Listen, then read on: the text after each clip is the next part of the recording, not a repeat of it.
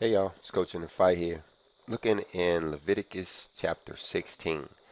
Now, I was listening to scripture last night, um, all through the night, like we usually do, and we kind of just let it play.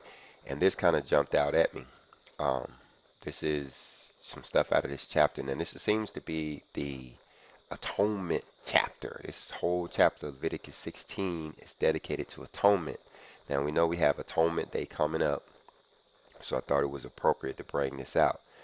What it talks about some of the stuff of what's actually going on behind the scenes, and some stuff that was going on in the foreground back there in the past. And the purpose of this class is, kind of try to get an understanding of what's going on now. We understand the what they went through was a living parable back there. All of these many thousands of years ago. Um, what we're going through now. Is similar to what they went through, except it's real time now. It's real, and it's a lot of spirituality involved, a lot of other stuff involved. It ain't just slaughtering of animals. The a lot of this stuff is happening behind the scenes. So if we can make a correlation between what's going on behind the scenes, then maybe we can get an idea of what we're looking at. You know, what we can actually see may make a little more sense. So I don't know how I'm gonna do this, whether I'm gonna cover the whole chapter or what. So we're just ask the Spirit to lead us, um, giving Him all praise and honor, and see what comes out of it. Right. So let's start right here, verse 16. It says, "And the Lord spake unto Moses after the death of the two sons of Aaron, when they offered before the Lord and died." Now, you guys may not remember this story of Nadab and Abihu, I think is were their names. It seems like they went into the tabernacle and got drunk. They were priests. They were basically the second in line behind Aaron. Aaron had four sons. These were the two oldest ones, and they had a lot of responsibilities. Well, they got drunk. It seems like they got drunk and went into the tabernacle and did some stuff they wasn't supposed to, and they got killed. But anyway, let's go. And the Lord said unto Moses, Speak unto Aaron thy brother, that he come not at all times into the holy place within the veil before the mercy seat. Now, this is telling Aaron, don't be coming in here. Now, remember, Moses came in all the time. Moses talked. This is where Moses got his instruction was within the veil before the mercy seat. That's where the instructions came from, was above the mercy seat.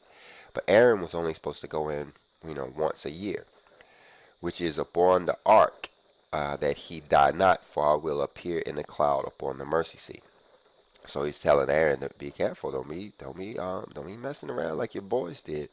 Thus Aaron came into the holy place with a young bullock for a sin offering and for a burnt offering. Now, this is why I hesitate to do, this class is because back then they were burning animals, but we understand that the Messiah is our burnt offering and our sin offering.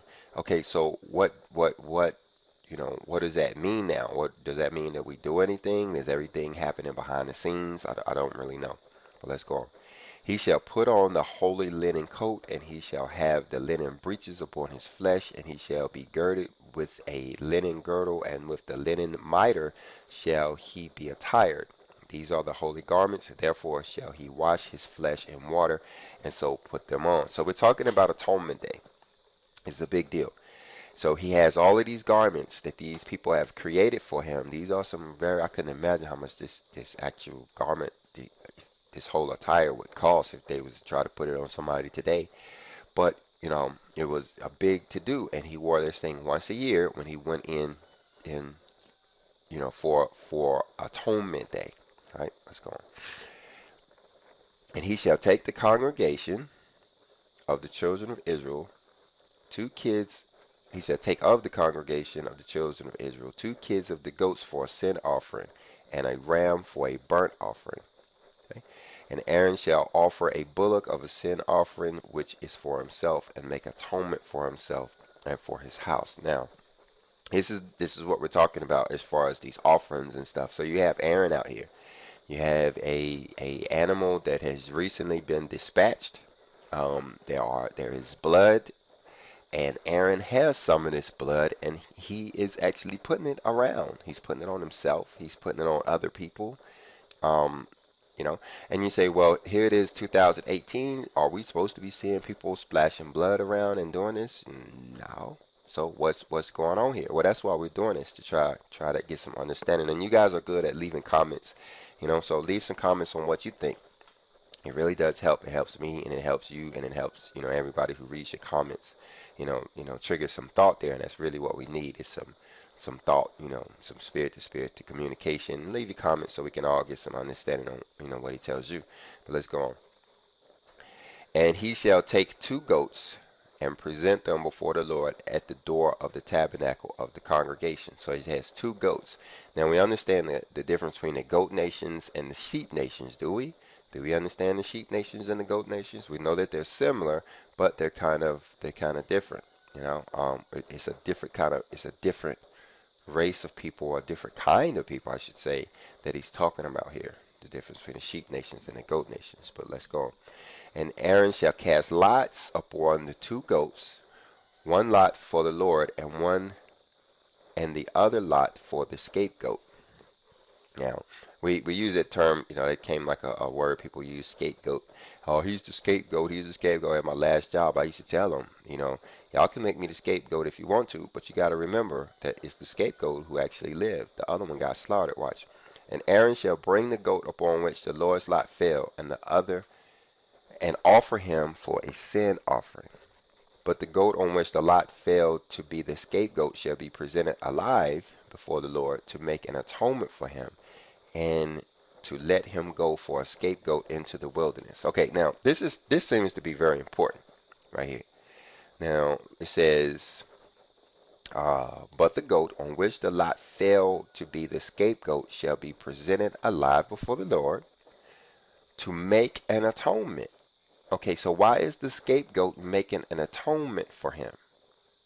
Now, who is it making an atonement? Who is him? And let him go for a scapegoat into the wilderness.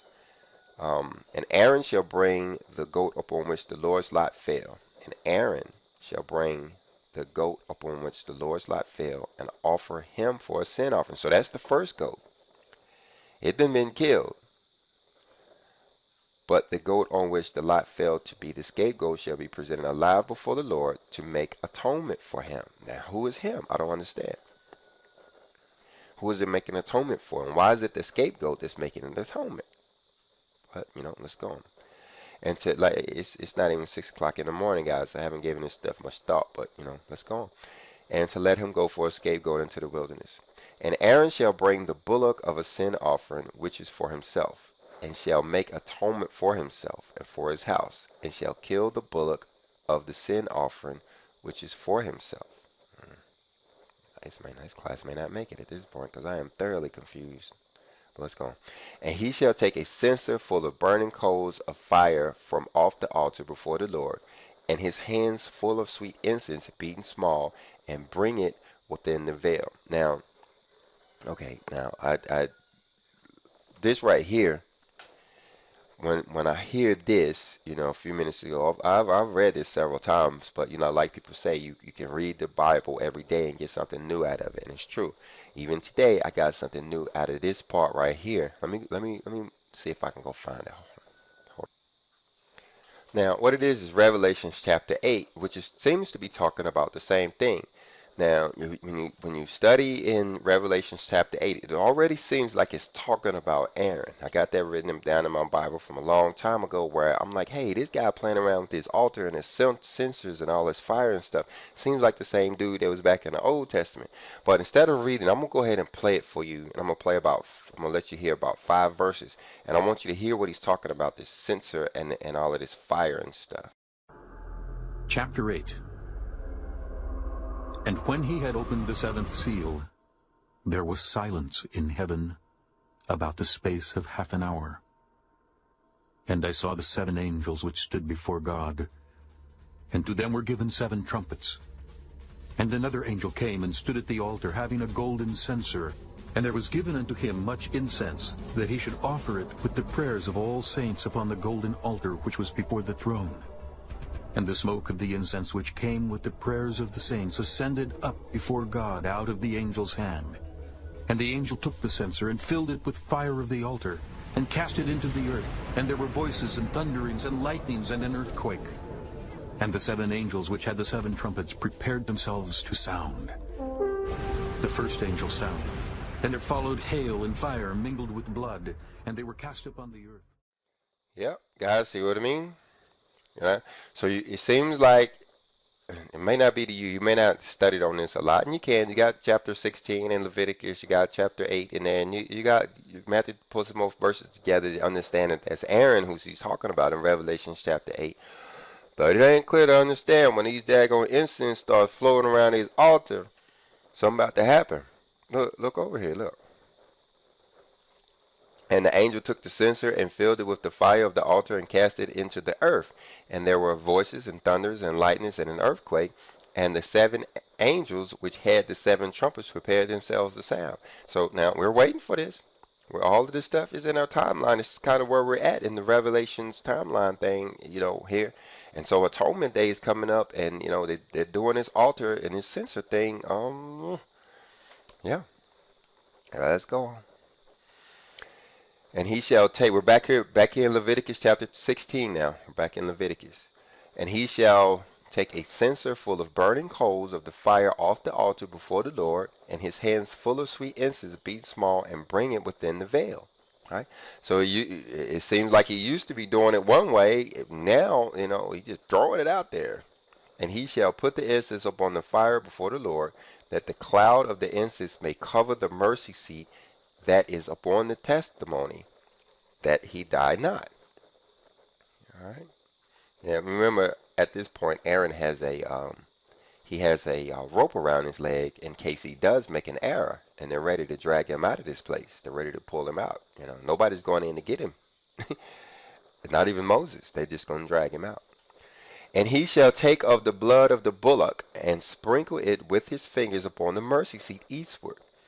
And before the mercy seat shall he sprinkle the blood with his fingers 7 times. See, we're talking about this blood here.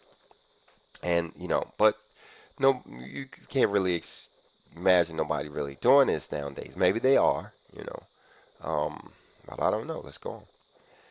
Then shall he kill the goat of the sin offering, that is for the people, and bring the blood within the veil, and do with the blood as he did with the blood of the bullock, and sprinkle it upon the mercy seat, and before the mercy seat. Okay, now understanding a little bit here, while we have a bullock, which is a bull, young bull, I believe, and which is a bovine or a cow, as we would call it, and then you have a goat over there.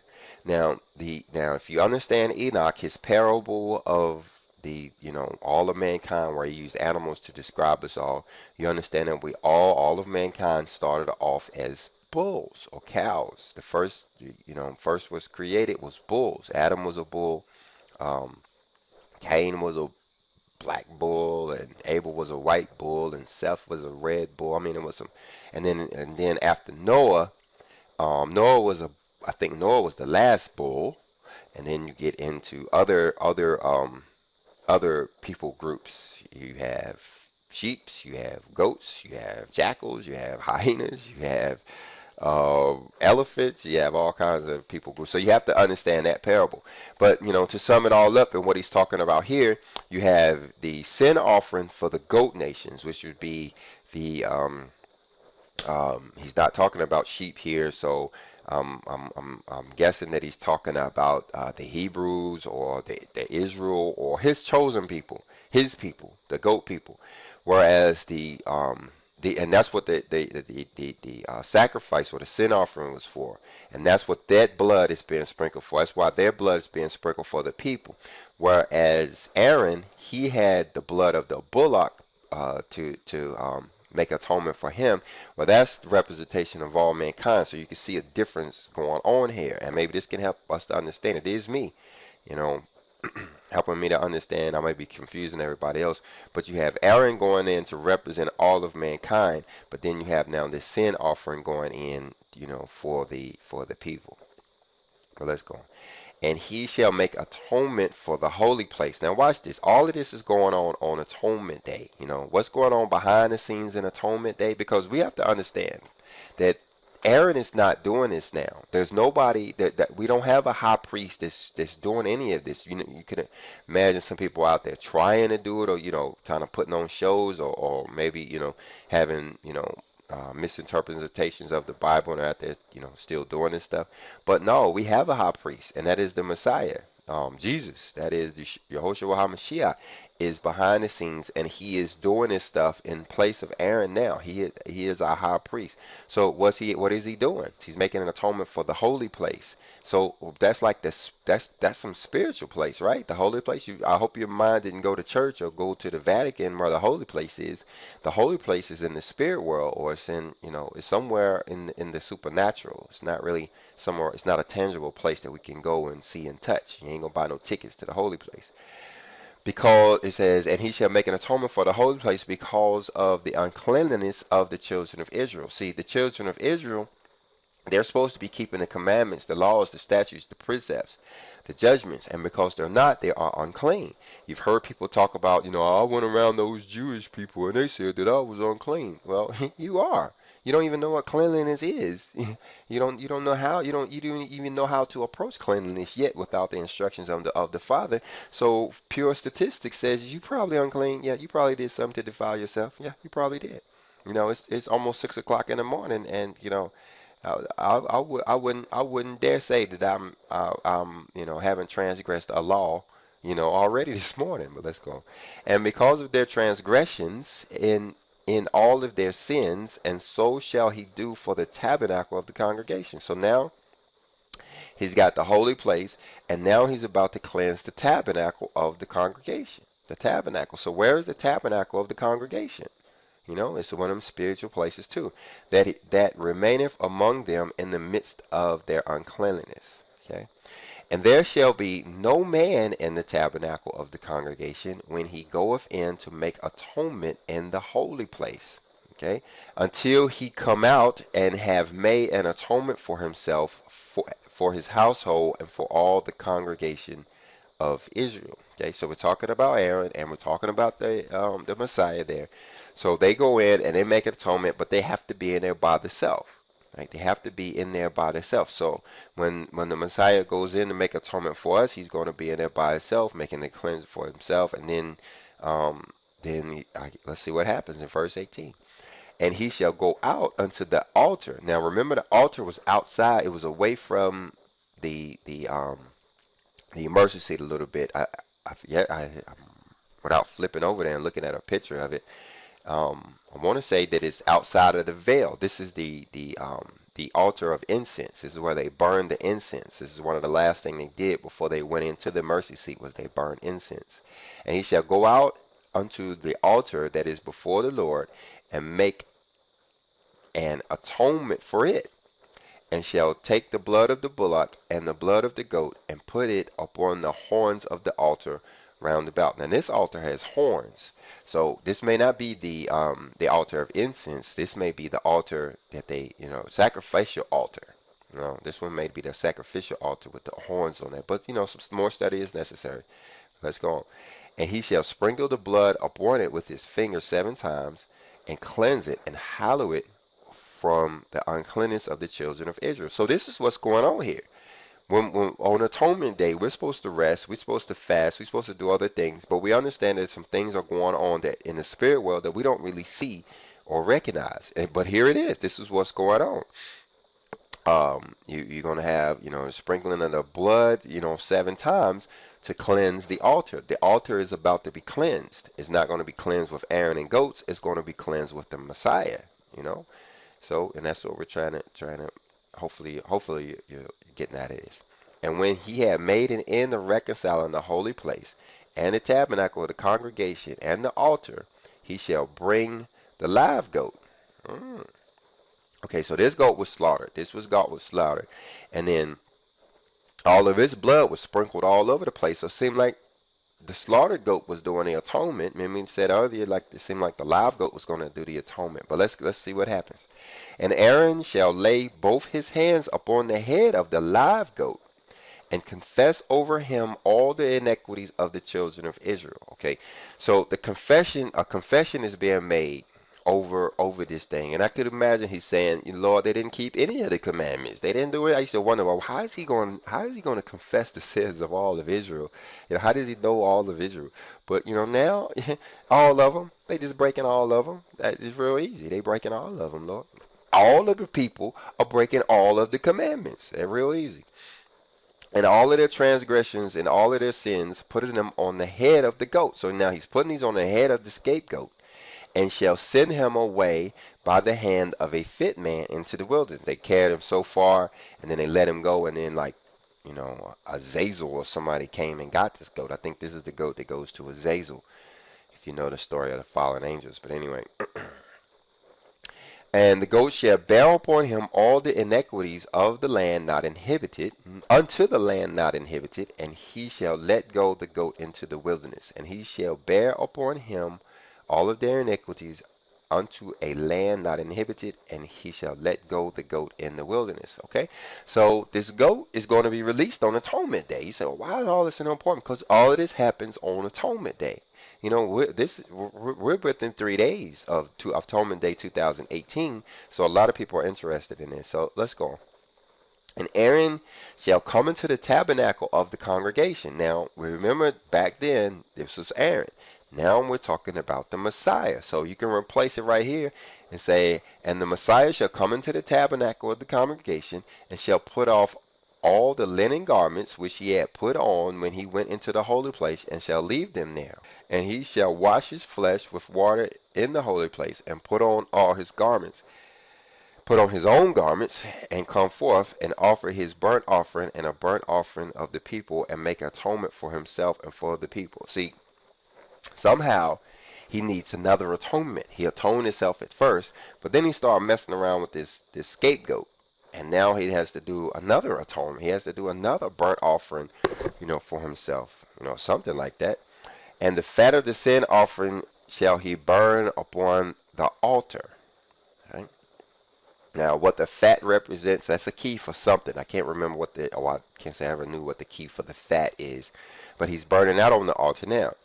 And he that let go the goat for the scapegoat shall wash his clothes and bathe his flesh in water, and afterward come into the camp. Now, this scapegoat makes him unclean for some reason, because they always got to wash the clothes and stuff. And the bullock for the sin offering, and the goat for the sin offering, whose blood was brought in to make an atonement for the holy place, shall one carry forth without the camp, and they shall burn it in the fire, and they shall burn in the fire their skins and their flesh and their dung. So they're burning this whole thing up. So gonna get crispy. And he put And he that burneth them shall wash his clothes and bathe his flesh in water, and afterwards shall he come into the camp. Now, I think that's significant. All of this, every time they do something with these animals, they got to cleanse themselves. But hey, this stuff goes on behind the scene. Ain't you thankful we have, somebody doing this for us now? We ain't got to worry about a high priest, someone messing it up. We got the Messiah to do it now. And this shall be a statute forever unto you, that in the 7th month, on the 10th day of the month, ye shall afflict your souls, and do no work at all, whether it be one of your own country or a stranger that sojourneth among you. All right, so now we're talking about Atonement Day. Now, he's been talking about the actions of Atonement Day up until this point, but here looks like he's in 29, he's talking about some stuff that may pertain to us back here in the material world, stuff that we got to worry about down here, but we'll see in a second.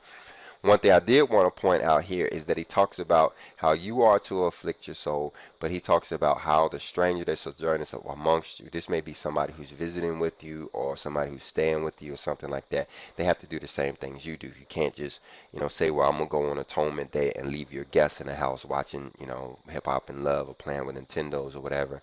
No, they have to be atoning too. For on that day shall the priest make an atonement for you to cleanse you, that ye may be cleansed from all of your sins before the Lord. Okay, now, a lot of people who are waiting for the rapture are tuning into this class, right? because it's Atonement Day, and the Rapture watch dates have come around to Atonement Day. They've gone through 9/11, they've gone through 9/23, which is all of their you know superstitious dates, and well, they haven't gone through 9/23 yet. They'll get that one next. But Atonement Day, they're kind of paying attention a little bit, because all of the holy people are saying, hey, Atonement Day, don't forget about watching on Atonement Day. And they're like, yeah, okay, man, maybe we should pay attention to Atonement Day. Give us something to do until 9/23 comes, and which is our real rapture watch date. But anyway, when you look at this, it looks like more of them actually should be watching here, because it says, "For on that day shall the priest make an atonement for you to cleanse you, that ye may be clean from all of your sins before the Lord."